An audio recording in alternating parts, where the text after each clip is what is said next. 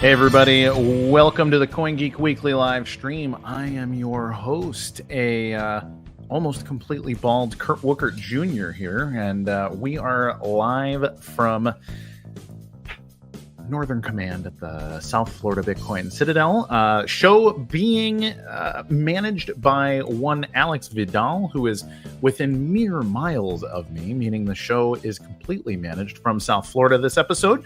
So everybody, you should follow Mr. I believe it's Alex J Vidal on the Twitters, on the X.com. So if you want to get a little bit of the inside action, you should probably give him a follow too. He also hosts his own show on the CoinGeek X Space live on Fridays with Mr. Zach Wins, the Wiener Man, we call him. Not really, almost never. So, but for real, you should do that. It's sort of a roundup show. They have their own guests from typically deeper in the blockchain ecosystem, and I would encourage you to give a listen because they genuinely do a good job, and the shows are much more interactive and interesting, just simply because of the way things go sometimes. So if you are watching live, I would appreciate if you would begin to fill the troll box with your questions, comments, blessings, cursings, grapes, gripes, or gropes. Yes, that's right. The occasional grope is good for all of us.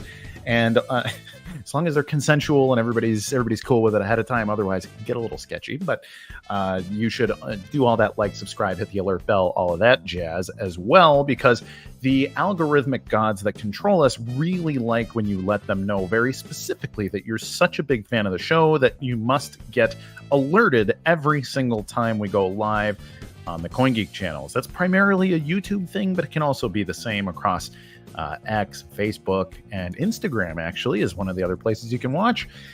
Where else are we broadcasting? We might be broadcasting other places too. So, Costly Signals, Mr. Vidal. It's good to know. So check out Costly Signals if you want to follow Alex.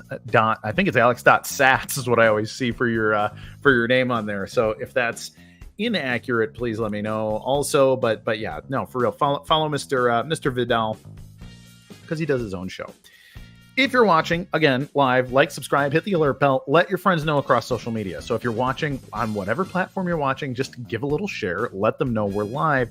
And our guest today is Icelandic. So his proper first name is completely incomprehensible by me as an American, someone who speaks just English and some Spanish and a little bit of a couple other things, but you know, us Americans tend not to be able to twist the tongue. But I think, honestly, most people in Europe would struggle with the Icelandic names, too. So we are going to kindly call him Thor by his middle name, and it'll make it much easier for everybody involved. He's got a really cool, actually not new, but it is a thing that is being resurrected and re-enabled and given back to the community for what we need. He is an entrepreneur with a lot of experience in the Bitcoin space, and I would encourage you to get your questions ready for that.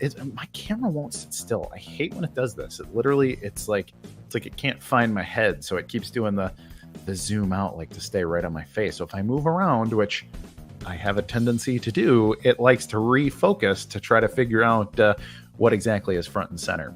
So also, as we get this queued up, as we get all of these things ready, and as you share these things across the interweb, I encourage you to check my pinned post on X, because I wrote about the intrigue surrounding Donald Trump's entry into the Bitcoin space. Now, he has fancied himself like the crypto president. He's bringing it about hardcore. He says, all of the last Bitcoins will be mined in the USA.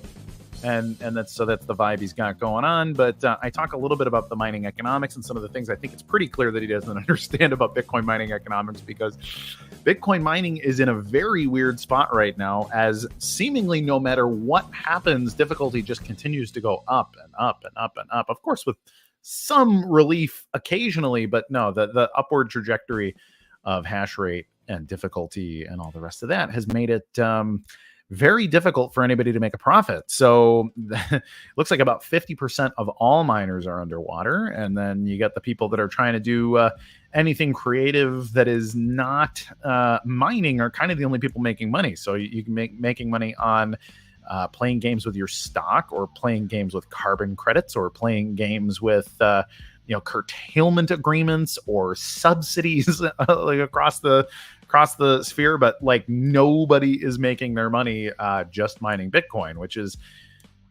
just really weird. And then you got Donald Trump saying, well, it's time to add some federal incentives to bring more mining over to the US. And I'm just like, we need less mining everywhere right now.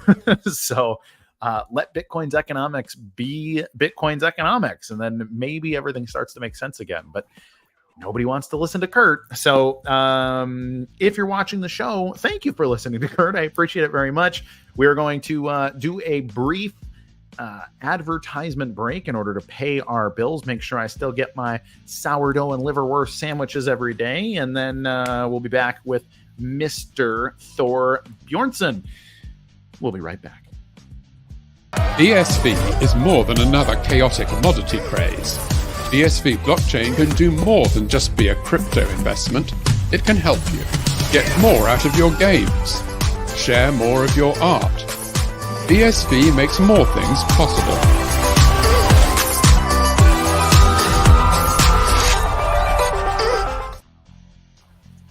Hello, sir. Hi, how are you doing? I'm quite well. How are you? I'm good. So are you, I know you are an Icelandic man, but are you in Iceland? Is this home for you? Yeah, in my home now. Okay, beautiful.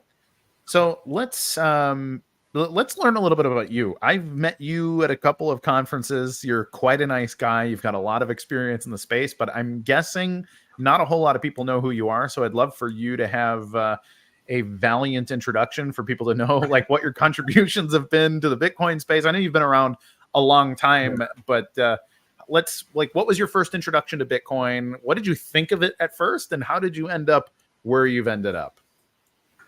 Well, I have quite a story for you. So I started searching for Bitcoin, I think, in 2005, and or something similar to Bitcoin, because that was kind of the beginning of the economic collapse that happened here in Iceland around 2008, 2009, when Lehman Brothers went. All the Icelandic banks kind of went down with it. Yeah. But yeah, around 2005 or 6, I was working as a primary dealer for government bonds in one of the Icelandic banks. And here in Iceland, we have a little bit different bond market than other countries, because the government bonds are inflation linked or CPI linked, because we have had throughout the last 100 years always rampant inflation. And I was there, trying to understand, interest rates and the inflation and whatever was happening. And then around 2006, the Icelandic banks had kind of borrowed a lot of money, and they had a maturity mismatch in their books, so they could not really repay the debt. And my job as a kind of primary dealer on the government bond market and a bond trader for this bank, I got this odd request from the bank to kind of issue bonds for the banks and just swap them with another bank, another bank in Iceland. And I thought this was going to, solve our financial kind of dilemma that was kind of building up. And so we swapped the bonds. We did not really get paid in any currency, just a bond from the other bank. And then the trick was to take those bonds to the central bank in Iceland and give the bank the bonds in what's it called, a repo market, where the central bank kind of takes hold of the bonds. Like repossess? No, repurchase agreements. Okay. So that sounds better. Yeah. So the central banks, take custody of the bonds. And if you understand anything about accounting, when you put something on the asset side on the balance sheet of the bank, they have to create something, on the debt side, on the liability side. So the bank created, billions of ISK, Icelandic krona, and so we could kind of withdraw Icelandic krona. And I kind of figured, wait a minute, those Icelandic kronas never existed. The bank just created them there on that spot. And anyway, so from 2006 to 2008, we did this again and again and again, and we just printed and printed Icelandic krona, just so that the Icelandic banks would be solvent. And then around 2008, when the collapse kind of happened, it was kind of obvious that the banks had just been printing endless amounts of money, and the whole banking, thing in Iceland, 3 big banks, all went bust. And that was the beginning of 2009. And I was there kind of licking my wounds and obviously knew what really happened and how the kind of central bank system had been, really manipulated. Yeah. That was when I kind of stumbled upon, the Bitcoin white paper. I think it was in late 2009, maybe early 2010, when I was kind of looking through internet posts and videos and so on. That was mostly about, gold being, a store of value and so on. But this Bitcoin thing always kind of creeped up. And I read it, I think, 2 or 3 times and kind of discarded it. But, it couldn't really work. And but then I think it was around about 2013 that once again, I think it was when the Mt. Gox kind of thing happened. Bitcoin came back in the news, and I actually read the white paper thoroughly, probably for the first time really, and I got it, that the money printing thing that I had, I was the guy printing the money in the bank, and I was captured by this, the fixed supply, and how even though there's mining, we are not really kind of diluting the currency after the kind of first initial years. Sure. So that was kind of my entry point in deciding, should I do anything in this Bitcoin space? And there was a strange situation. I don't know, you Americans don't know what it is, I think, but we had currency controls in Iceland after the collapse. So people in Iceland, they could not buy dollars and send them abroad to buy Bitcoin or any other asset. Interesting. So me and a couple of friends, we thought, how can we, get ourselves some Bitcoin? And there had been some mining activity starting in Iceland. Yep. Because Iceland has, a it's lot of geothermal. Basically a perfect place to mine. Yeah. Yeah. So totally clean energy, geothermal, hydro, and we cannot really export any of that electricity. There isn't like a cable on the Atlantic Ocean. So there had some miners had started mining in Iceland, and they need to pay their electric bills. Yep. So me and a couple of friends, we thought, hey, maybe that's an opportunity for us to acquire some Bitcoin. So we spun up an exchange in Iceland. Because of the currency controls, it was only Icelandic entities that could join the exchange, and so we started buying cryptocurrencies from miners. Whatever coin they were mining, we tried to buy it, and obviously accumulated some Bitcoin through that kind of crazy way. And then I think. What was it? In 2017, we got, I think maybe it was 2018, we got regulated, by Europe was adding cryptocurrency businesses as, we had to do anti-money laundering legislation that came into Iceland. So we kind of did the full thing with the central bank here in Iceland and got licensed. And yeah, so we somehow ended up running an exchange in Iceland for the smallest population in the world.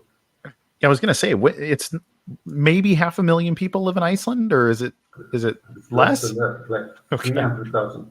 It's like a Holy small cow. town. Yeah. Yeah. So it's like, Anyway, I don't even know the population of like a small city in the US. It's like yeah, Des Moines, that's Iowa or something. yeah, Oh, yeah, okay.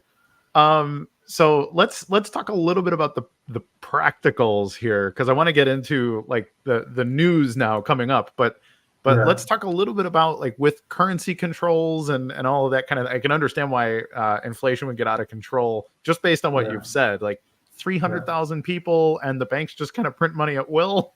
Like that's yeah. and And you we have can't our own export your currency. energy and all of that, which is so obviously the most valuable thing in Iceland from like a Yeah, resources standpoint. Um, yeah, it's crazy, but especially considering things like why is Norway so wealthy? Like, well, because they have all this oil and they can export it yeah, easily and that kind of thing. So yeah. um, crazy. So walk me through a little bit about setting up an exchange, because I think a lot of people say like, why aren't there more exchanges, specifically for BSV? Like, hey, we need more Yeah. exchanges in BSV. And as an American, I mean, it's basically impossible. I would need a different license for each of the 50 states, and each state requires like $1 million application fee. So we're $50 million in before you even get the opportunity to potentially sell to an American as an American. So I'm like, well, Yeah. I'm out. Sorry. But what is the process? Like, how do you start an exchange in a place like Iceland? Like I said, it was, coincidences that led us, Sure. through this journey. And we kind of got, the Central Bank of Iceland had this problem. There was, I think we were the only cryptocurrency business that was not a mining entity in Iceland. So they kind of, fuck it, we have to register this entity because so they kind of held our hand through the whole process, and we worked with the central bank in learning how these anti-money laundering legislation would work, how we needed to comply, and so there was actually no real cost. I think we got one lawyer helping us, reading over the Icelandic legislation, which is more or less just the European legislation that we adopt, and yeah, we kind of got through quite easily, and it was not a hassle. Well, that's nice. Yeah, um, so it's not a what million about dollar enterprise. sure? So what about like proximity to the EU and things like? I know that can be sketchy to have. You get regulators from the US, UK, and EU Yeah, primarily are going to be the people trying to yeah. rattle your cage a little bit. What has your experience been like working with regulators? Is it just sounds scary, but it's actually easy, or is it a big pain in the butt? Or where are you at with that? Maybe it is the kind of Iceland situation. Everybody it's local, and people are not so intimidated. The central bank has it may be 10, 15 people in staff just monitoring anti-money laundering stuff, and it was maybe scary to think about it, but it was Yeah, quite easy to work with them, sure. and it was quite easy.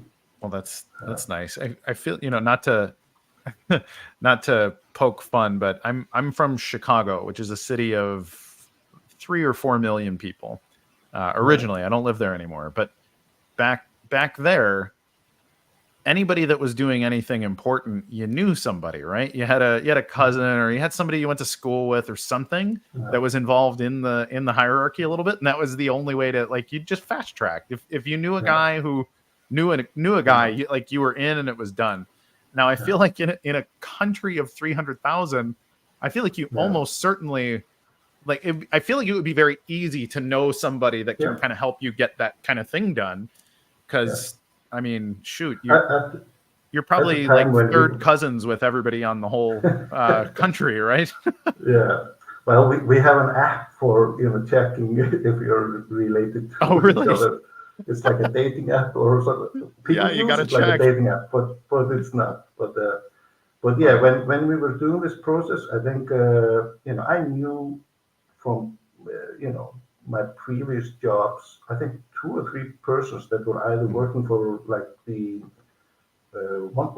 one person in the team with the central bank. They Yep.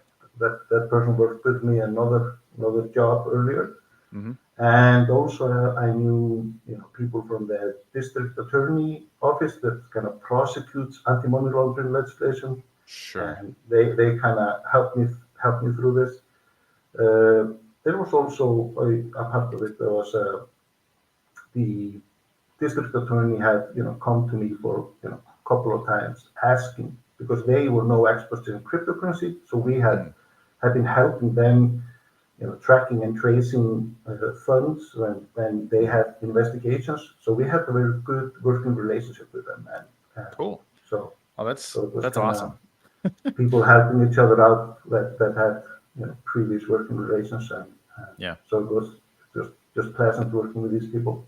that's great. So, the business is called Orange Gateway. Was it always called Orange Gateway? No, the original business that we started with, you could probably not. It's called the Skiptimit, which actually means to change coins for Icelandic term. Obviously, it was just meant for Yeah. Iceland people, and the website was called or is called ISX. And it's kind of ironic when we are now pivoting in opening up our markets for international customers. And I thought this should we just go with that domain ISX? If you say it fast, it's ISX. so we kind of had to rebrand, and so the company is now called Orange Gateway, and the domain would be orangegateway.com. All right. So, I mean, presumably that's based on Bitcoin logo being orange, or do you really, or do you grow orange trees in Iceland somewhere? No, we actually grow bananas here. We have so much energy that they have greenhouses, and they actually have tried Oh my gosh, growing bananas in Iceland. Crazy, but that's incredible. So I love that. Is it like just for commercial, like for the grocery stores? That's why you grow them? No, it was a small amount. They tested this, it worked, but it wasn't profitable. So now you've given me at least 2 reasons now to move Gorilla Pool to Iceland. Like well, you can grow bananas there. Yeah. That's perfect. So let's talk a little bit about the relaunch. I know you've done some sort of retooling and that sort of thing, but can you walk me through, first of all, why did it need to be redone, and then where are we at today? This is cool news, so I want to let you give the news the way you see fit. Yeah. So we had this small Icelandic exchange. Only kind of the local crowd, the local businesses could join up. And we are now opening an exchange for BSV, and wanted to open up internationally. Currency controls have been lifted in Iceland so that we can onboard customers from I think all of Europe and North America, or all the kind of Western countries that our regulator were comfortable with. And obviously, we bootstrapped an exchange back in 2014. The software was, if we had 100 people logging in at the same time, it was horrible. And so going for international markets and so on, we thought, hey, we kind of need to just build a new platform for it. And we found a good team to help us build the platform. And we're actually just launching today. You can now sign up on orangegateway.com, and we are still waiting for a couple of market makers coming in, and so hopefully during this week and so on, the order books will kind of start filling up, and hopefully, it will be a good place for people all over the world to trade BSV. That's We awesome. have full backing. We've been in business with the banks here in Iceland for 9 years, so we have a good trust with our Icelandic banking partners that have dollar. You can SWIFT send dollars or SEPA send euros, and we will start with having BSV dollar pair, BSV euro pair. We will have BSV BTC pair and BSV Ethereum pair. Just, if there are people that have Ethereum or BTC and are interested in, getting some BSV. Yeah. So that's the kind of option. We will also have BTC dollar and euro pair and Ethereum dollar euro pair, and we will start with USDC as a stable coin, mainly for people to kind of transfer funds from if they have on other exchanges and so on. Yeah. And want to get some BSV. So if an American, like let's say you're banking with Chase or Bank of America or something, can you connect that account for funding, or how does that work? I think I heard you say it was SWIFT, but yeah, I think you would have to kind of SWIFT send your money to us. Got it. Or if you're anywhere in Europe, you can SEPA transfer it. So got it. And yeah, I think there shouldn't be any troubles, sending and receiving from all over the Western Hemisphere, more or less. Yeah. Okay. Cool. Yeah. Well, that's pretty awesome. So especially, I'm thinking back to when I first got into Bitcoin. I probably had 6 months or so before I got a Coinbase account, because Coinbase kind of exploded in 2013, and then it was very easy. But before that, I was sending money. It might have been Swift, it might have been Wire. I don't remember now, but I remember sending money into Eastern Europe. If I recall, it was Estonia. And I remember my banker being very like, what are you wiring money to this country for? And I was like, it's complicated. Don't worry about it. But she was so concerned that I was being defrauded. And it actually was totally legit. I got my Bitcoins. I did nothing but good business there. But the concern every time, because I probably did it 4 or 5 times in that 6-month period, where I'd be like, okay, I've got like $1,000 or something that I can go spend, and every time the banker was just like, I don't think you should do this. So it was it'd be very nice to be able to send a SWIFT payment into Iceland by comparison. I think about it, I had troubles, I've been trading BSV, I've been trading BTC and all of these coins throughout the last couple of years. And now when I want to acquire BSV, I had so much trouble finding an exchange. I think all of them, or most, correct me if I'm wrong, they are not regulated that offer BSV. I could not find anyone really regulated. I think right now your only option that is, in the Western Hemisphere and legally compliant and all of that is probably Rock Wallet. I think they're the only ones. Now, if you wanted a few years ago, like you had like Bittrex, which was US based, but they were. I used to trade there. They were fine. I actually never had a problem with them, but politics. And then for a few years it was Gravity in the UK. Michael Hudson's company was quite good, but I didn't have access as an American. But all my UK friends say they were just phenomenal. So I don't know. It was actually you mentioned Bittrex. I was there trading. I had some trading bot that was trading BSV, automatic trading.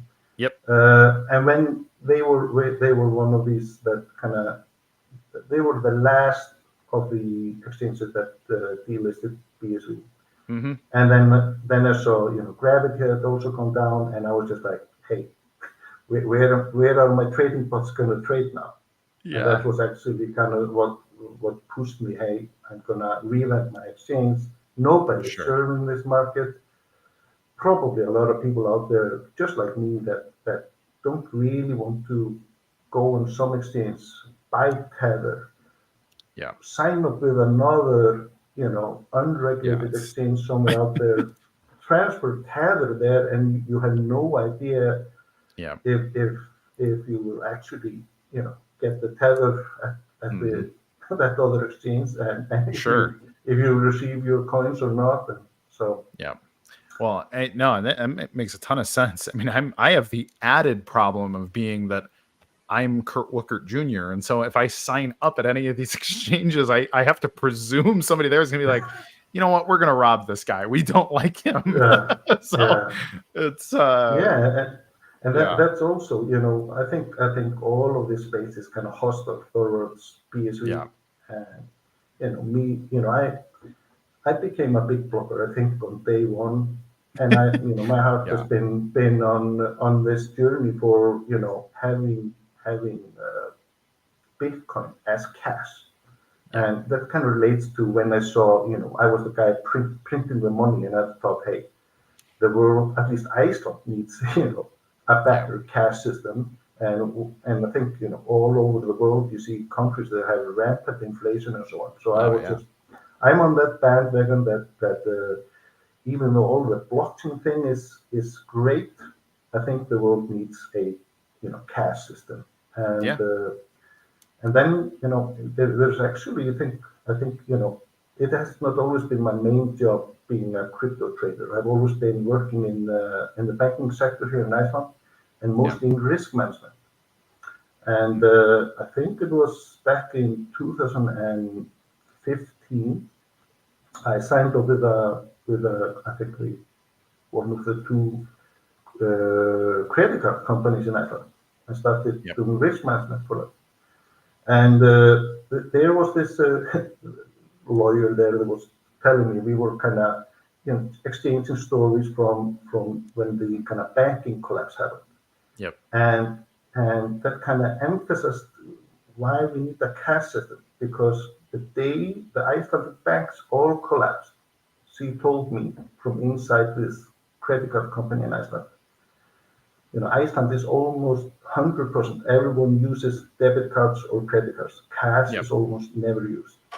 And at that day, Visa International and MasterCard called up these credit card companies and said, well, we're going to close down tomorrow so that no one in Iceland will be able to do anything. You couldn't go buy your groceries. No one has cash. People only have debit card and credit cards. Yeah. And so I was just like, wow, if there is a third party out there, not the Icelandic government, and they could really just close, it was one thing to lose all the banks, but then again, nobody would be able to transact anywhere. Crazy. There was some intermediary situation. The Central Bank of Iceland kind of signed, the Icelandic government signed, I think, an agreement with Visa and MasterCard to guarantee all credit card usage and something like, crazy thing like that. And the credit cards, kept on rolling. But this was actually what they threatened, to just close down the whole country. Based on what? Like what? Well, because your debit card is linked to your bank, and the banks had all gone bankrupt. Okay. And so there was no issuer of the debt or the fund that would be transacted. Sure. So we were just about, we were inches away from just bartering. Crazy. And that kind of, thought, hey, there has to be a cash system that is neutral, that is not reliant on a third party, and that kind of, everything that I've been kind of thinking about Bitcoin and was kind of had my foot in the doorway in the Bitcoin business here in Iceland and so on. And it's kind of, obviously, this is a must. And this could happen in Argentina, anywhere where you might see a banking collapse or whatever. And all of a sudden, nobody can transact anywhere. Yeah. And Anyway, another interesting part that kind of got me, I think, on the big blocker wagon, it was when I was working with this credit card company. That was probably 2017 or something, just before the first fork. Wasn't that in 2017 when late 2017 August. Yeah. So Yep. I was maybe it was 2016.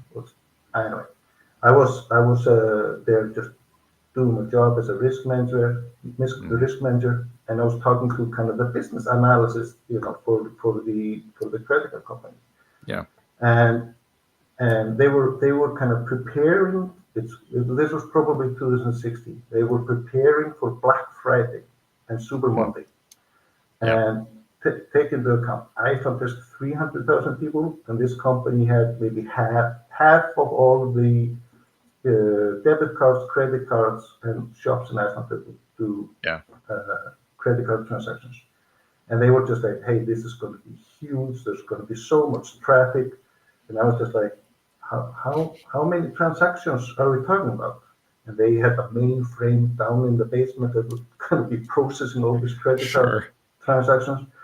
And they said, you won't believe it. It's going to be 100 transactions per second. And I was just like, what the fuck am I doing in this Bitcoin space? We are there struggling for four transactions, and Iceland, and just half of Iceland was peaking at 100. And so it was blatantly obvious that scaling had to happen, because Bitcoin BTC would not be sufficient as a currency for Iceland, or half for Iceland. It would not. We couldn't transact for daily grocery shopping and so on. And what about the whole world? It would never work. So from that day, knowing that, there was a lot of politics happening. Should we go for BTC, go for 2 megabyte blocks and so on? And it's ridiculous. Yeah, it's just nonsense. And so I was so relieved when kind of the Bitcoin Cash fork happened, that some other people saw that the only way for Bitcoin to become a cash system was bigger blocks, emphasis on scaling, number 1, 2, and 3. And so I think from day one, I was a big blocker. Yeah.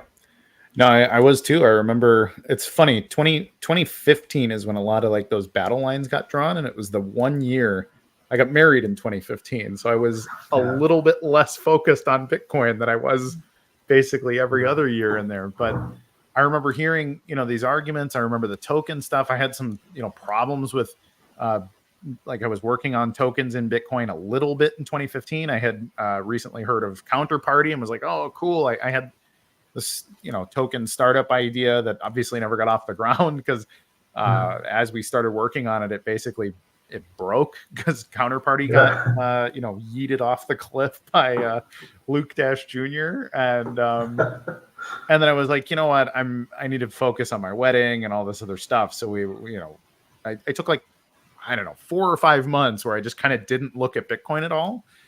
And, I got back into it like 2016, early 2016, because it's when Ethereum and all this stuff kind of started to heat up, and ICOs and all these things. So there was like stuff going on again.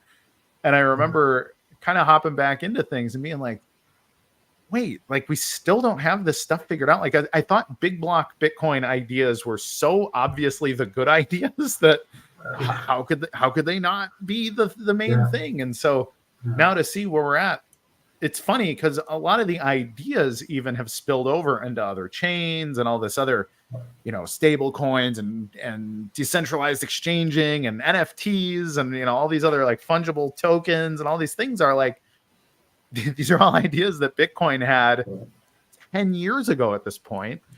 And, still just barely, it's just so much confusion, and it's both infuriating and fascinating at the same time. So just wild. So anyway, well, it's really cool, first of all, that you put the work into all this. So if somebody wanted to go to Orange Gateway, can they trade? You mentioned market makers are kind of coming this week. Is there enough liquidity for somebody to go buy like $1,000 worth of BSV right now, or how is that? How does that work? I think we have like I don't know, 30 block confirmations that are needed still. Okay. So I think the liquidity will be there in 1 or 2 days when when some of the funds will settle on our wallets and so on. But yeah, I think we will start with definitely buying a couple of thousands of BSV. But we have signed or have an agreement with 2 market makers that will be, both servicing BSV, but other maybe a little bit more also on the BTC and Ethereum part. But the one dedicated for BSV liquidity. Awesome. So I don't know exactly how much liquidity. We try to kind of segregate a little bit from the trading and want to have a third party so that you would not be trading against the exchange. No, Hopefully, that makes sense. So anyway, that's why we're getting a third party market makers there. Is there anything? Is there anything you wish I would ask or would have asked you, or is there anything that you want to make sure everybody understands? I mean, I don't have the biggest audience in the world, but No. I think I have the best audience in the world. So is there anything you definitely want to let them know while you're live? I just hope that people check us out and maybe have a little patience while the order book is filling up. We actually are launching just today. Our dev team, sent us a message. I think it was this noon in Iceland, and they said, "Hey, I think it's ready. You can tell people they can sign up and so hopefully in a couple of days time we will have a good market there, at least offering the liquidity, and then we just have to see, is there demand for this? I personally, I'm so 100% thinking BSV is the kind of only options out there, and I'm nothing really to lose. This is probably once in a lifetime opportunity to step in. No one is servicing this market, and it's kind of crazy when because I'm a trader. I've been trading a lot of these coins. We have all the indicators pointing upwards, but the price is kind of going down. And this is the most beautiful thing that you see when you're looking at this trading chart. You always want to see this, all the kind of real economic indicators coming up. And now we're talking about transactions per second. I'm really bullish about the Terranode coming up, and I think that will kind of help. It's being implemented by other Icelandic guys, so you have to be bullish on that, right? I did not know the Oskarsson brothers that are kind of working behind the scenes, and Siggy may be the biggest component of the Terranode. I didn't know them until I met them on CoinGeek, but it was a pleasant surprise. So we Icelanders, we maybe jump when everyone else goes away. Absolutely. I don't know what it is, but it's a good. That's company. Awesome. So we have a few questions that are for you, and so I think we'll take those few questions, and then we'll let you go a couple minutes early because there's a few questions that I should answer about just kind of other Bitcoin stuff. So we probably got about 5 more minutes with you. From Brett, thank you. Explaining how to phonetically pronounce your name. Is that accurate? Hlynur? I feel like that's not exactly. It's Hlynur. It's like a up in the roof of your mouth, right? Yeah. Hlynur. Okay. It actually means a maple tree. Like cool. I like it. All of our names have a meaning in Iceland. Nice. Then we got Carbon Craft saying, can you SEPA from TTO, Orange Gateway, from all of EU for Americans, SEPA, and all, this is all EU banking rails and stuff. Yeah, we can send the SEPA transfer and receive SEPA transfers from all the European countries. Iceland is we will probably this summer there's a legislation kicking in where it's called MiCA, and then we might also be able to kind of advertise directly into Europe. But as of now, we technically only operate in Iceland. This summer we can also operate in Europe, and so we cannot really kind of operate in the US. But if someone from the US kind of finds us, they can sign up, and if they have I think we will probably one of the few places where you could buy BSV. So there's a kind of natural reason for people from US to seek us out. Sure. And so we just have to be careful not to, really advertise or operate or have agency or anything in the US. Yeah. No, I know that can be a little sketchy with U.S. regulators. Carbon Craft saying amazing with the BSV-USD pair. I agree. It's good. I don't know. Even like OKX and some of these other places where you can trade BSV, it's just BSV USDT, and so a lot of people. I'm really afraid of the tether pair, and so it's a conscious choice for us not to offer tether on the exchange. Sure. And I think I don't know when, but I think one day we will see the tether fiasco collapse. We don't really want to be a part of that. No, I get it, and it's been something. I'm the schmuck who's been saying tether is risky since 2017, and people's Kurt's just salty, and I'm like, man, it's got all the problems of any central bank in the world, plus all the problems of like a shady international corporate syndicate of crooks. So, it actually kind of reminds me how the Icelandic banks were. There was a big kind of stock market boom in Iceland. Okay. And the Icelandic banks got pumped up, but there was no substance in the banks because it was all borrowed funds, and you know how it is with these, they mark up the price of something and then they make it as a collateral and they kind of spin on top of it like endless bullshit. Derivatives of derivatives, Yes, exactly. And my feeling is, tether is empty. There's probably, BTC and Ethereum behind it.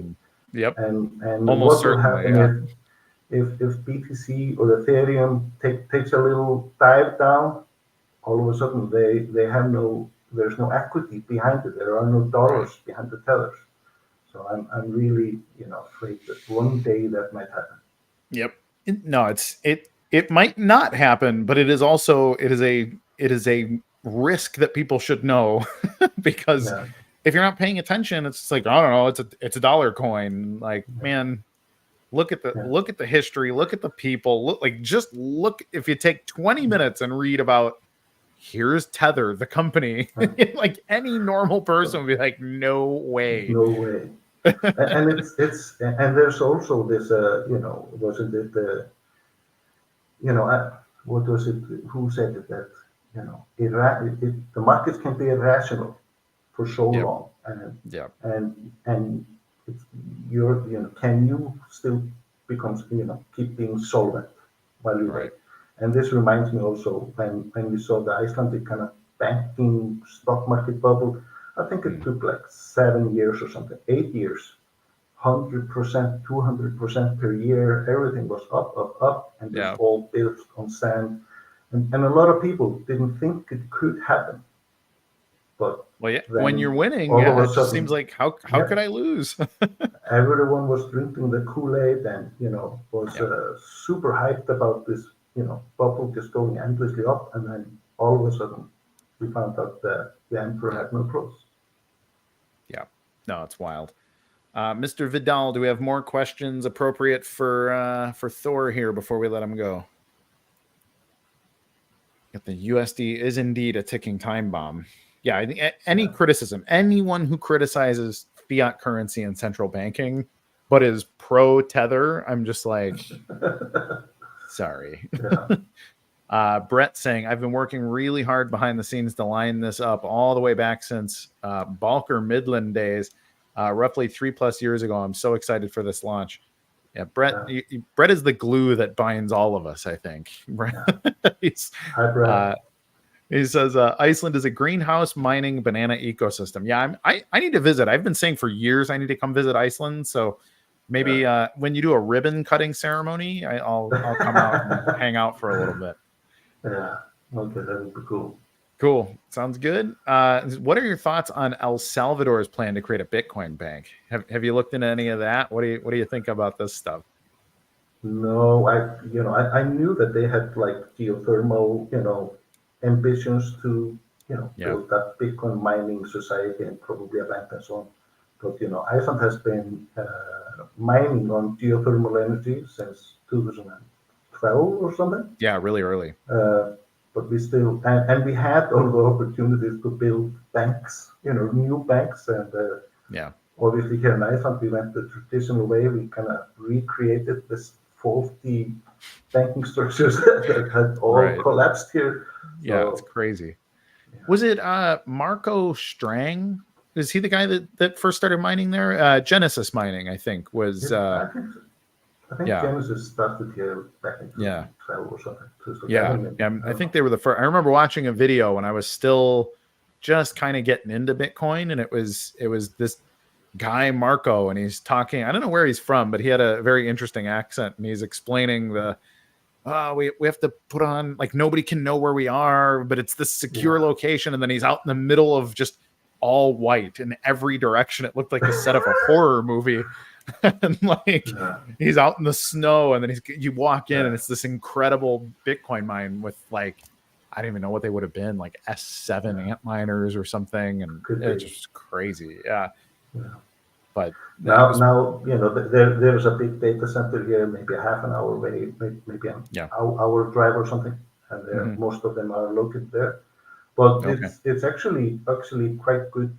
When here in Iceland we have geothermal energy all over the country, and hydro also, and they've started building cryptocurrency miners close to the electric kind of companies, so it kind of picks up when there's low load on the electric system. The miners can kind of kick in, and kind of stabilizes the electric grid for us.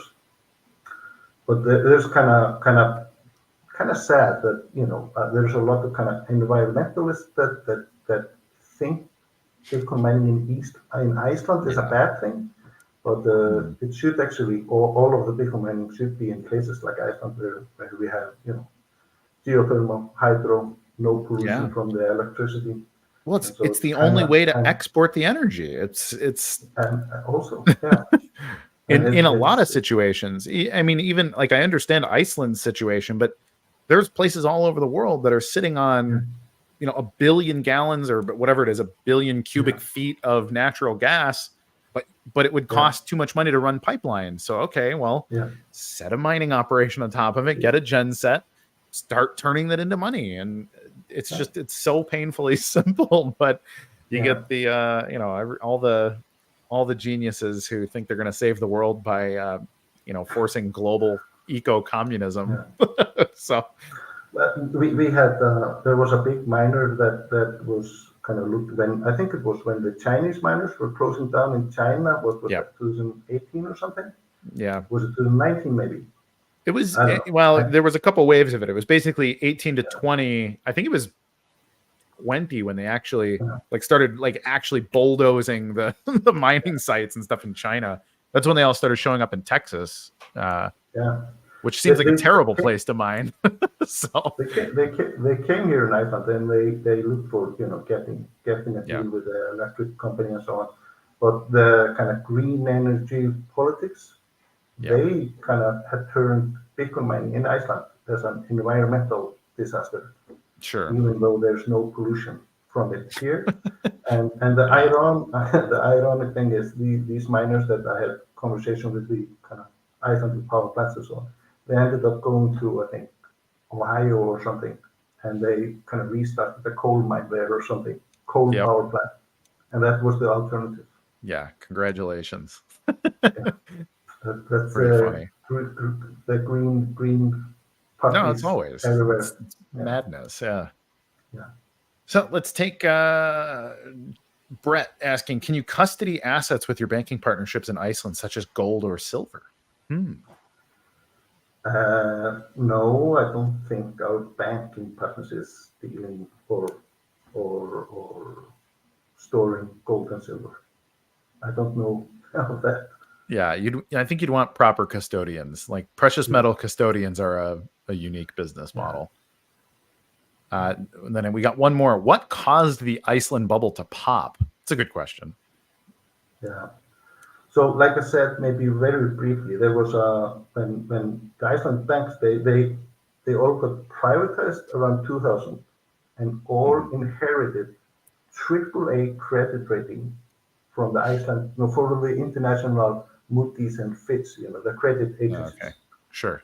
And during the years 2001, 2, or 3, they were just virgins with AAA ratings, and all the banks in the world just, hey, there's no exposure to these banks. Let's lend them billions.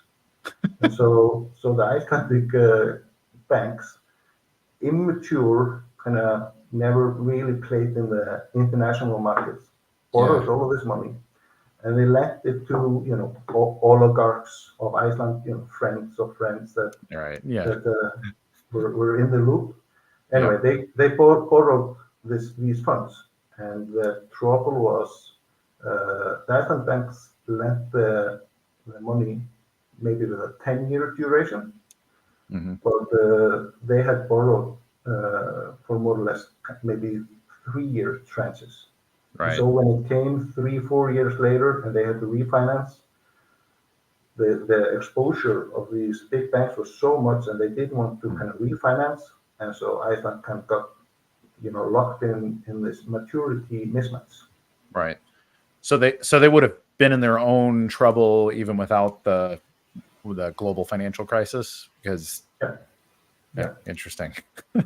So then that didn't, the New Yorkers didn't help. But it pushed up the interest rate and so on, so it was kind of maybe harder to refinance and so on. And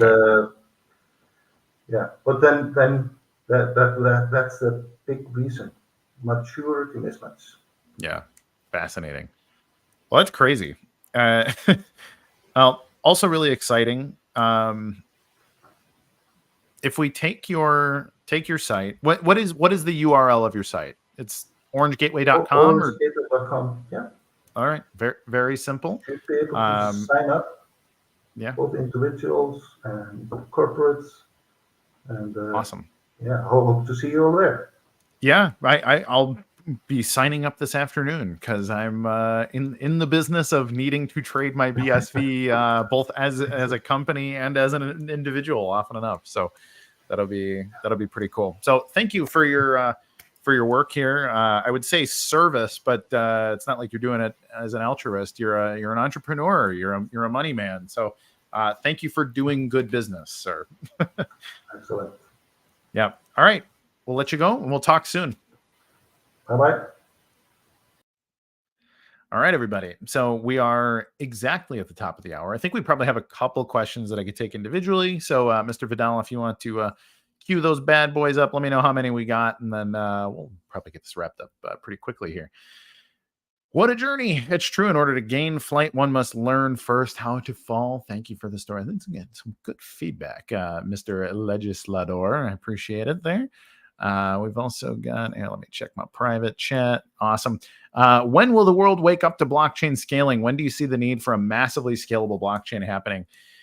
Honestly, if it wasn't for, it's like one of those really complicated things where 10 years ago, all of this was so obvious, and the problem is still obvious to the people that understand it, but now the solution is convoluted but basically just having tons and tons of blockchains, right? So you're going to get consultants, company wants a blockchain, they hire a consultancy, that consultant probably got his experience through Ethereum or some other thing. And then they're like, yeah, man, here's this ZK roll up or whatever's going on ETH. And, and then you basically are just starting to spread bad information around. So it's going to be a lot of work for people to understand why people should be on one network. Like this is why like the internet has been successful, for example, is that we all use one protocol and all you do is put a node on the internet by following the protocol of whatever it is that you want to do. And then it all works really seamlessly. But right now if you're on Solana, you're stuck in Solana unless you use a bridge, and then you bridge over to Polygon or you bridge over to, any number of, thousands of other blockchains. And then it's really just made the whole thing just super convoluted. And so we have this massive imbalance of understanding, and then without understanding, it's hard to do anything successfully, because you have to spend so much time educating people about, well, here's why you wouldn't want to do this. It's like the same thing with like the HIV crisis in Africa, right? It's like in the US, it's like, hey, don't use dirty needles, don't have unprotected relations, and just like a couple of basic things that can knock down HIV by like 99%. It's very like, hey, you just got to understand these basic things. But in Africa, you have a few cultural hurdles in a few places where you have to get past like your religious customs and your cultural customs. And like, no, that's not really how the science works. But you can't even get to the science part because you have to get past all these other things first. And it's kind of where we're at in the blockchain space, where we can solve a lot of problems, but then there's so much noise about why you should solve it in all these different ways. And it's so like in the cradle, essentially, that there's not a good way to explain why you get 10 answers, but 9 of them are wrong. And this one's right, even though things don't look so great in the BSV ecosystem. But, it's just I don't know, it's a real pain in the butt. And frankly, it's almost like trying to solve macroeconomic problems, right? Like you can debate macroeconomics with people all day, every day for hundreds of years, and we still don't come to consensus about like what's the right way to run a global economy or to issue a national currency or all these things, because there's just a lot of opinions out there. So all that to say, I don't know, but I'm doing my best. Mo Miller, hey Kurt, how are you guys? Question: do you know any information on Money Token coming to BSV?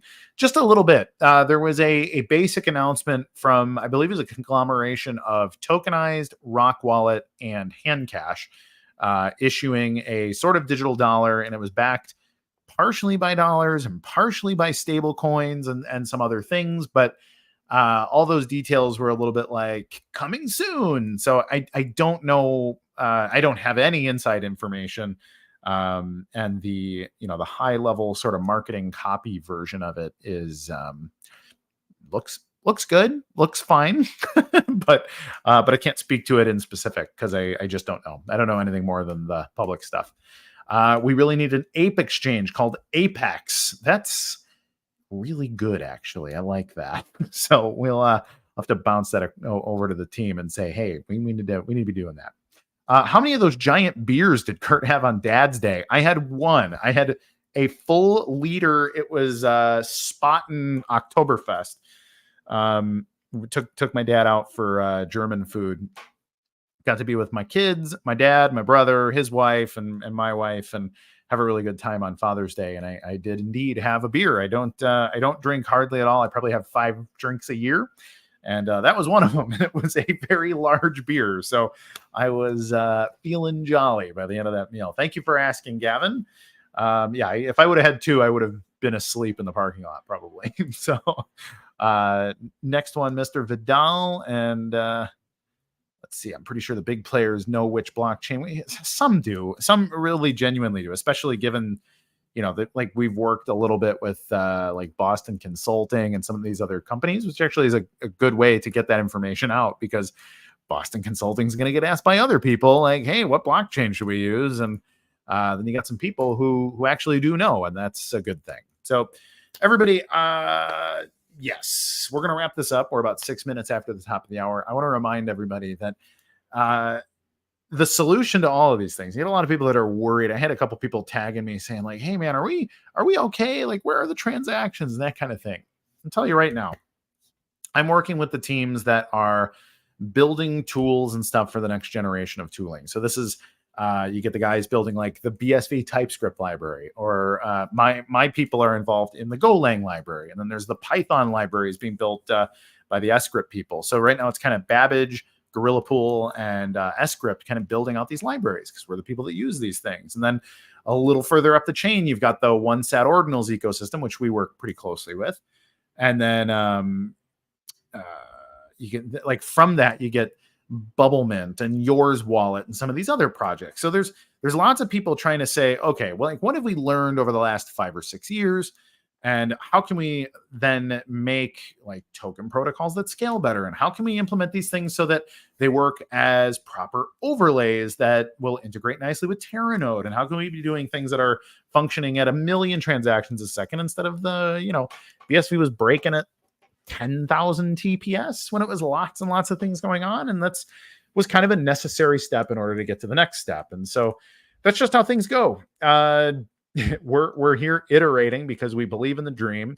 I'm, co-founder of a company that's doing R&D and working its ass off to provide value to the ecosystem, and then, like, make money while doing it. And, it's been a lot of, being really shrewd and figuring out ways to make money, keep the doors open and all of that kind of thing. But that's something that I basically was raised doing. I was raised in a house that didn't have heat for years at a time. So I don't know if you've ever been through a Chicago winter, but having no heat in the house in a Chicago winter, it is character building, to say the least.